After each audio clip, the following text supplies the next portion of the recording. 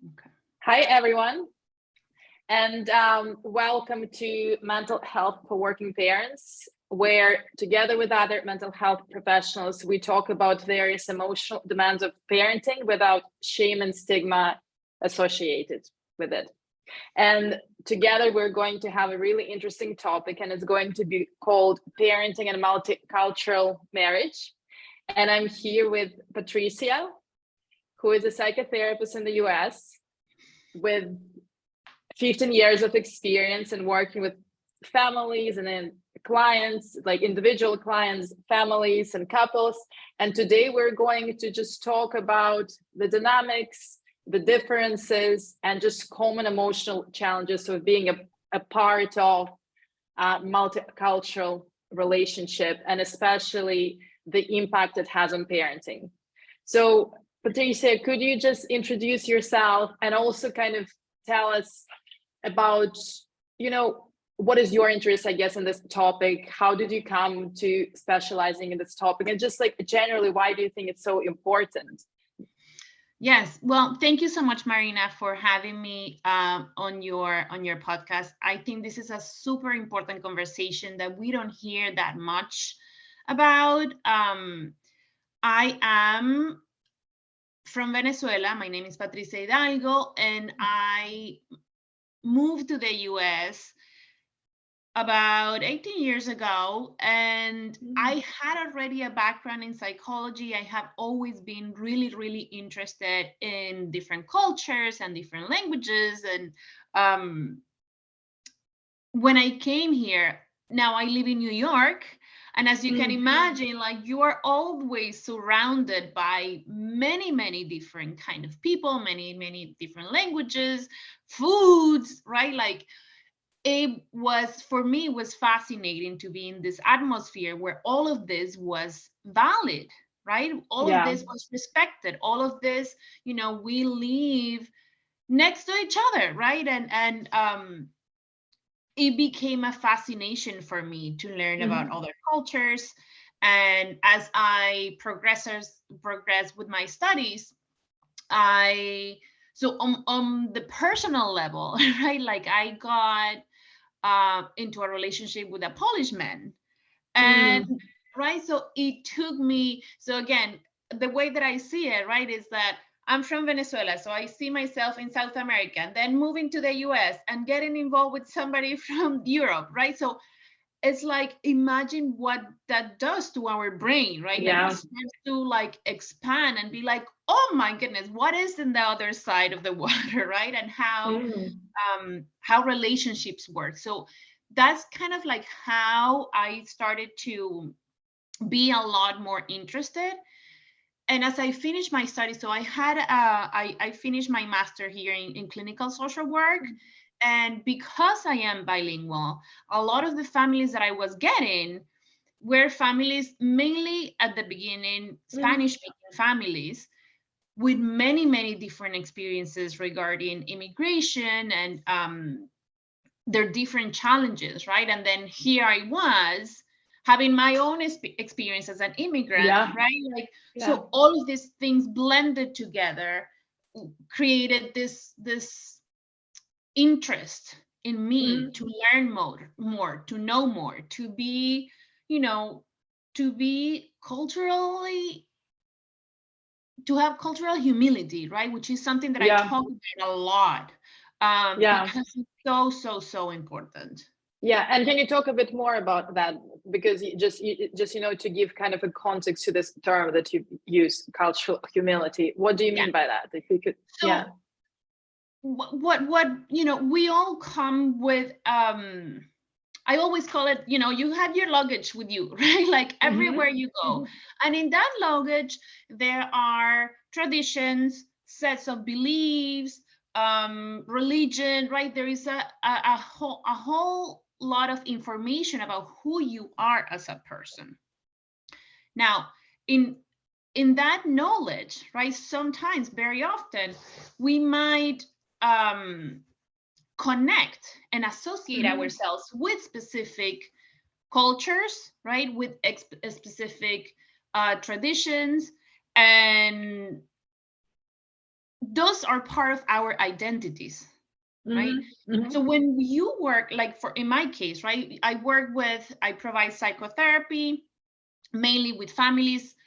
And when I provide psychotherapy services for a family that is of a different culture, right? Mm-hmm.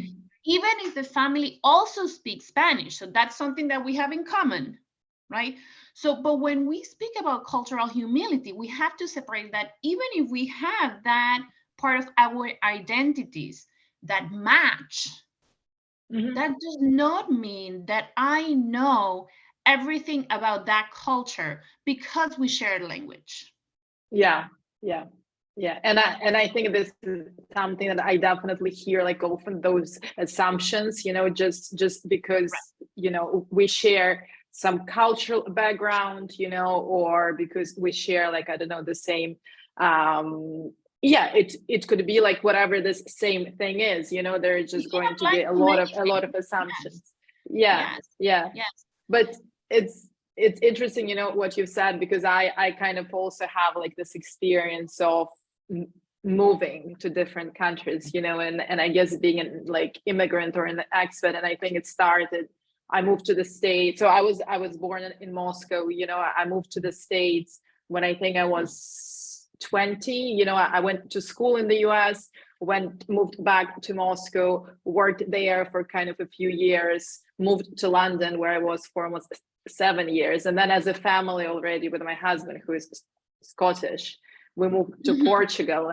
And actually my whole experience as a parent, because my older son, he was kind of born in London, but he was very young when we moved to Portugal. So my whole experience as a parent has been mainly in Portugal, and my younger son was also born here, so he is Portuguese. So I guess what I was kind of was thinking when you were talking, that I wasn't actually noticing. I mean, obviously from the beginning, when we started a relationship with my husband, I kind of was aware of many differences, and that we kind of had that different cultural humility, and our background, and some of the our like memories, traditions, everything was very different. But when we became parents, it kind of all really came into Right. surface. And this is when I actually started to realize how many differences we've had, and it's not necessarily to say that differences are good or bad, but it was just like this sudden awareness Yes. of how many things we don't actually share in common, Right. and what does it mean, and how do we kind of navigate or talk to each other about basically this ideas about raising our children. So what's your experience with that? So this is so interesting, right? And I can speak from the professional point of view, but also from my personal view, right? So as I said before, I'm married to a Polish man, right? And again, I think about that. And once our kids, now so one of the specialties that I had when I did my master is child parent psychotherapy, right? So I was really focused on learning about how attachment, right, between the child and the caregiver plays a role in, many interactions, especially during traumatic events, and what's healthy and what's problematic and all of that stuff, right? So I had all of this information in my head as a professional.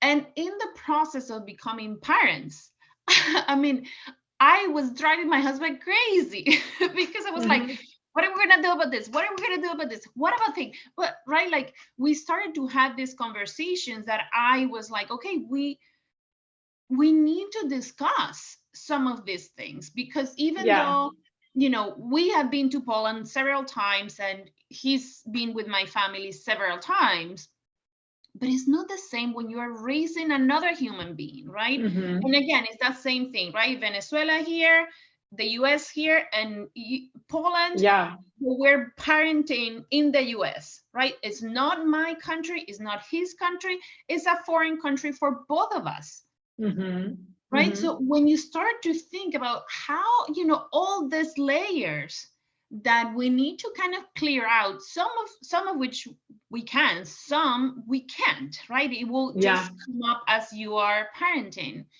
So I will have all of these conversations with him, and at some point he's like, Patri, like, we're gonna be fine. And I was like, yes, you're right. And but it creates all of this need, at least it created a me, right? To be like, wait, I have to think about this. Like, how do I want my child to experience, right, the fact that both of their parents are not from here? How does that impact the formation of identity? Right? That is so crucial in the first few years of life. And again, I had all of this, theoretical knowledge, and I'm like, I know at 3 this happens, and I know at 5 this happens, right? So I'm like making note of all of these things. And understanding that it is important, right? That we take into account race, that we take into account our age, that we take into account our fluidity in English, right? All of these things play a huge role. So, and the first year is not so, because the babies don't speak, right? But as they start communicating and you start to feel like, okay, so how do we address this? And one of the things for us, for example, for my husband and for me, was deciding language, right? It was very important for both of us that our kids learned both Spanish and Polish. Now that's a huge commitment, right? And if you're practicing that, Marina, like it's a lot of work. It's a lot of work.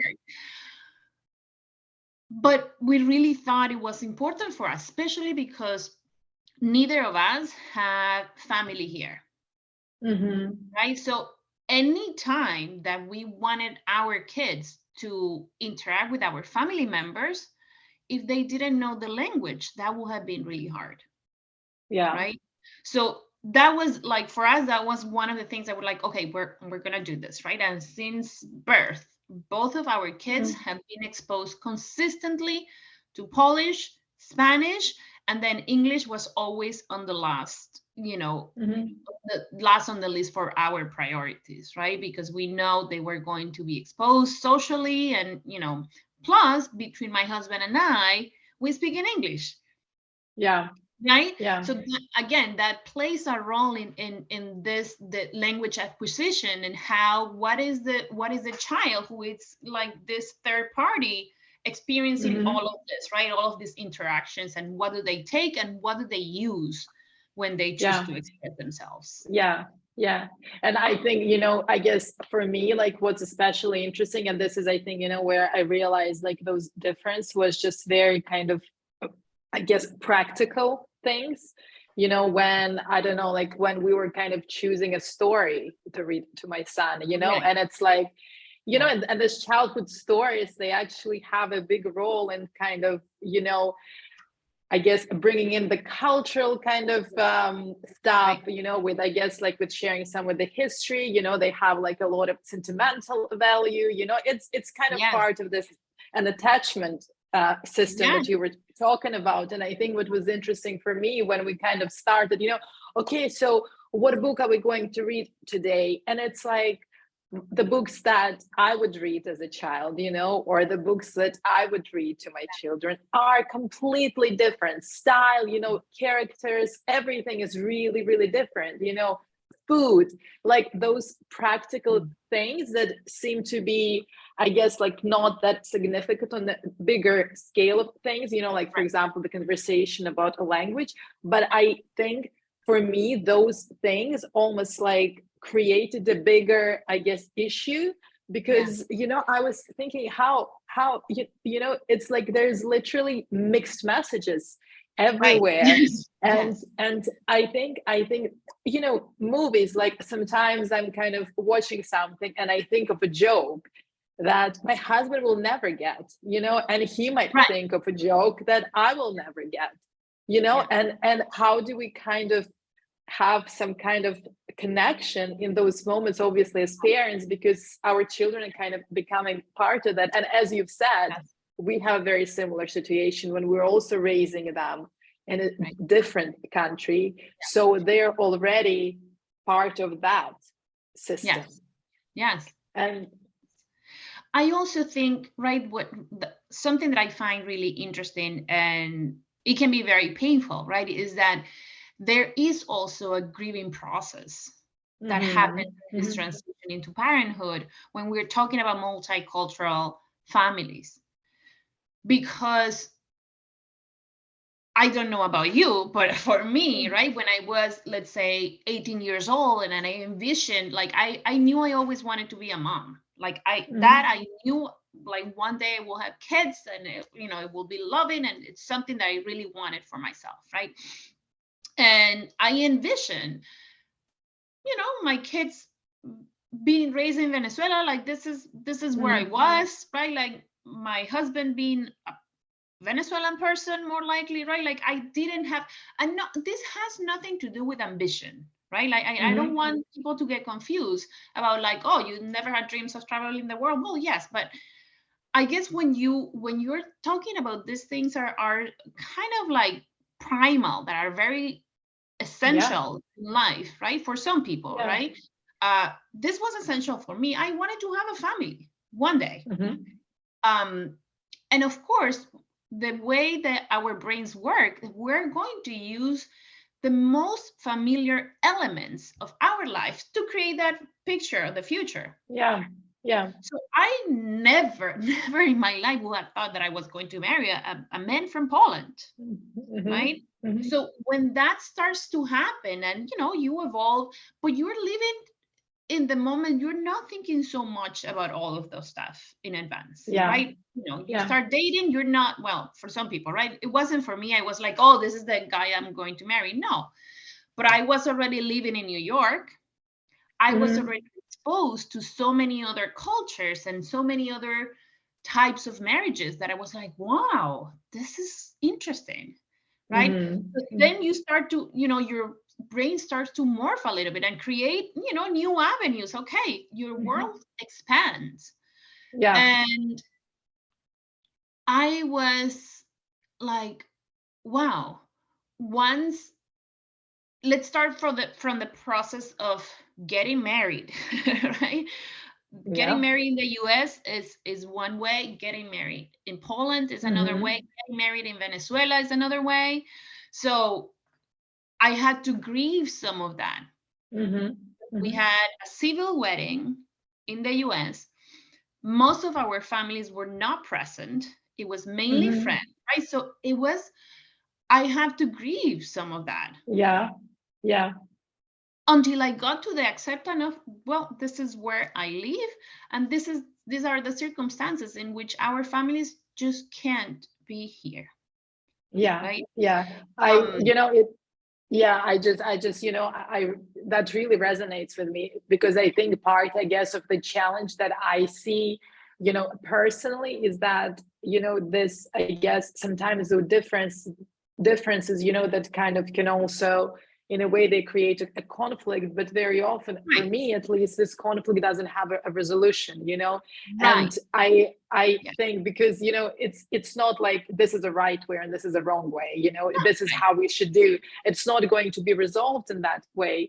So I think very often where I feel conflicted, as a parent, is to kind of being able, I guess, to decide, how do we kind of present our differences to our children in a way, I guess, that they can be choosing. And also, I think it's really, I know that, different people kind of have their different, cultural expectations around parenting, and what kind of, the family traditions that they want to pass on. But for me personally, it's really important that my children are going to basically decide, where is their kind of sense of identity, how is it formed, and I'm obviously going to try to pass on the things that are important to me from my culture, through like some of the things that I mentioned, like reading stories, or sharing the movies that I like, or just talking about some of the things that are important to me from my culture. But I think I feel also conflicted as to, how do they also not kind of have this almost like a need that they should be should be picking a side, how do we make sure that as parents we don't kind of create this conflict that this is what my dad is, or this is what my mom is, or this is what my grandparents are telling me, because I think this is the main kind of challenge, that the multicultural families will also have this polarities very often, and I don't know, even like expectation of gender roles or parenting styles, or kind of like an assumptions about discipline or what kind of children should be doing, how do we express feelings, and I don't know, like what's your experience with that kind of internalized conflict? Yes, so this is very interesting, Marina, because I think that, again, right, I have a part of me is like the academic part, right, the research, all the information, right, the knowledge, and then it's the other part that comes from here, right, that is what you feel, is what is the reactions that you have towards something. And when I hear you say that, how do we make sure that our kids don't feel that they're kind of in the middle of a conflict, right? In having to pick, or what's better, what's right. And it is hard. It is hard, right? Because there is a part of us, and this is something that my husband and I really, really talk about. It's not this or that. They have to decide how they want to identify themselves. But I have to tell you, for example, when my oldest son started going to school, like to formal school, and they read the League of Alliance, that in front of the flag, and they do all of this. And one day he came and he was so proud and telling me, like, Mama, I read and I sang the national anthem for the US, obviously, right? Yeah. So yeah. Now, was I sad for him? No, I was extremely proud of him. I was sad for myself, right? Because I knew he will never experience that with the Venezuelan, traditional songs or anything, right? He's not having the cool experience that I had, and he's never going to have it. Right? But again, we go back to the grieving process, right? So then I have to be conscious and aware of, what does that make me feel? Why? I have to be willing to go into that process, right? I have to be able to talk it through with my husband. When he said, "Oh, these are Americans," and I was like, "We have 2 kids. They're Americans, right? Slip it up," right? So. But we have to be willing, right? There has to be willingness to be like, yeah, this is hard. This is hard. I am grieving. This is, it makes me sad to think X, Y, and Z. Unless you're somebody who, from a very young age, when you speak, for example, with children of diplomatics, right, who are traveling all their lives, all over the world, and very rarely have a specific route. For them, it's very normal. But for most of us, right, even, I have been in this country long enough that I do feel this is my home. But there is another home in here, right? And again, is acknowledging this constant internal, the kids don't have it, we have it, right? This internal conflict. And being able to communicate to them, I'm so proud of you that this makes you feel happy, right? I'm so glad that you can recognize what's important for you, or how you want to call yourself, because that's something that we tell our kids. For example, both my husband and I, yes, I'm Venezuelan and daddy's Polish. But you get to decide how you want to describe yourself. You were born in the United States, and you're growing up in the United States, right? So part of us is trying not to give them, right, the labels. You are this, you are that. No, they have to choose, but they're too little now, so they don't have to do any of that work now. And it's, it's also really challenging, because I think part of having those labels is what you were talking about. It's that sense of safety when you're kind of talking about, those dreaming, or kind of thinking about the kind of family you'll have, like in Venezuela. It's also something about those labels. Okay, this is my belonging, this is a huge part of an attachment system that I have.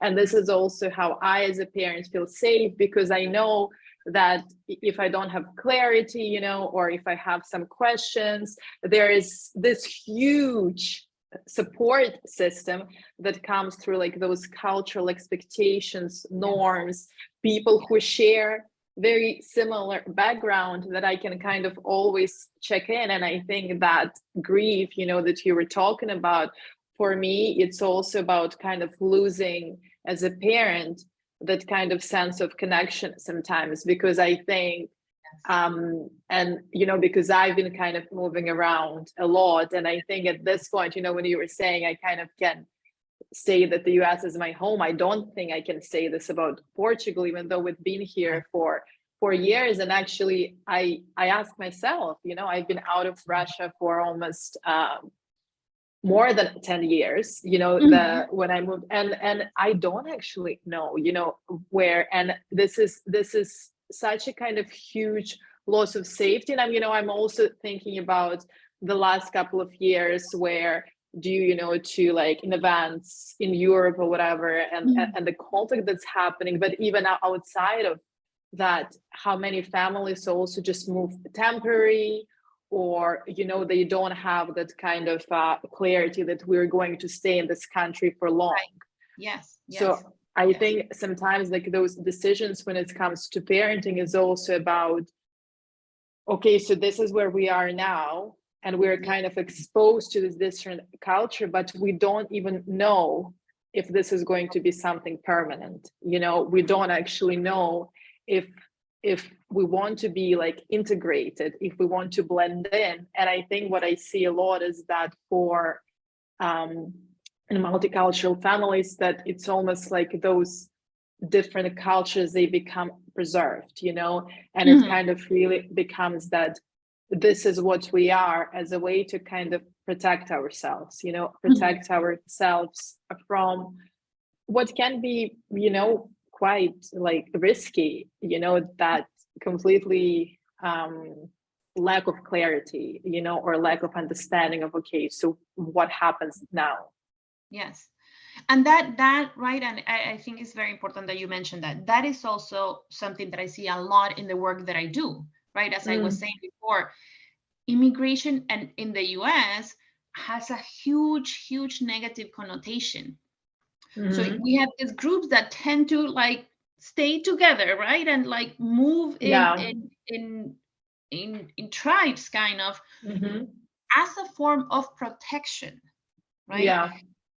But that in that process, it is also very hard to then take this step forward and become then part of that society, right? In a way that feels safe, in a way that feels genuine, in a way that feels that you can find your own space in that new environment, right? So it becomes this, until they have kids, right, that become this kind of, like, bridge that creates this contact between this circle and the place where they're living, right? And that is a huge weight on the kids' shoulders, right? And again, is some of what we were talking about, like, how do we communicate to our kids what their own place in the world is, right? And we have to be super conscious about really, like, passing them and giving them the freedom to decide when they're ready. Also knowing and understanding that identities change. We're constantly changing. Right? And I'm not the same mom to my second child that I was to my first child. I'm not the same wife to my husband after we have kids, previous to having kids. I'm not the same psychotherapist after Yeah. having kids compared to before. Like we are evolving all the time, right? And it's Yeah. okay to say, right now I feel right? Like, and Yeah. you put yourself where you feel comfortable. So we Yeah. need to Yeah. allow our kids to do that freely. Yeah. Yeah. And I think, like, the world is evolving. And I think just this idea of multicultural relationship now is Yes. very different to, what it was. Yeah. I was just telling you before we started recording, I was looking at the statistics in the UK, and 10% of families are multicultural. It was actually, I was quite surprised about, because I thought this number is much higher. But I Yeah. think, just now, it's not like necessarily that our identity is going to be this one thing, or Right. this two things. I think it also something that we can see now is that it is going to include a lot of different selves, from a lot of different cultures. And I think that sense of belonging doesn't actually have to be based on only, a certain place or something that I think before, like definitely in generations of my parents, of my grandparents, I think a lot of that sense of attachment and belonging was due to one Yeah. country, Land.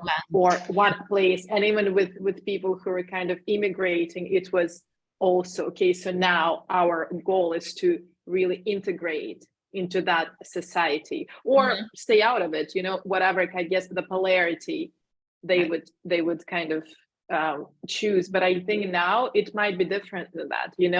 I think now we actually can belong to different places, Yeah. and our family system perhaps can be much complex for that. And maybe, I'm hoping that my children is going to feel completely comfortable in different cultures where they will feel that I belong. It's kind of this, like internal sense of I'm Yeah. okay.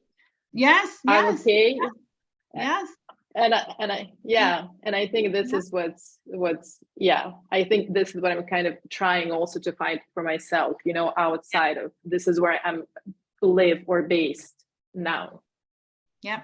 Yeah. Yeah. It's also, I think it is a reality, right? The world is moving. We are moving a lot more than what people did 50 years ago, right? Yeah. So this exchange, this changes of identities and mix of marriages, of religions, of all of this is happening, right? It Yeah. is happening. It is much easier right now to move around the world than it was 50 years ago. Yeah. Yeah. So it And is, challenge some of those things that I think we were taking just right, as right, this is what right, things exactly. are. Yeah. Yes. But I think today we just only kind of scratched a Yeah. little bit of surface, this huge conversation about parenting and multicultural families. And I think we've just kind of I think really covered some of our experience. But I actually think the work that you do is really important, because a lot of families are dealing with those kind of conflicts on a daily basis. And I know sometimes that becomes a very big part of a relational struggles as well. So perhaps there is going to be a part 2 of this conversation, and where we can talk about that. But I just want to thank you for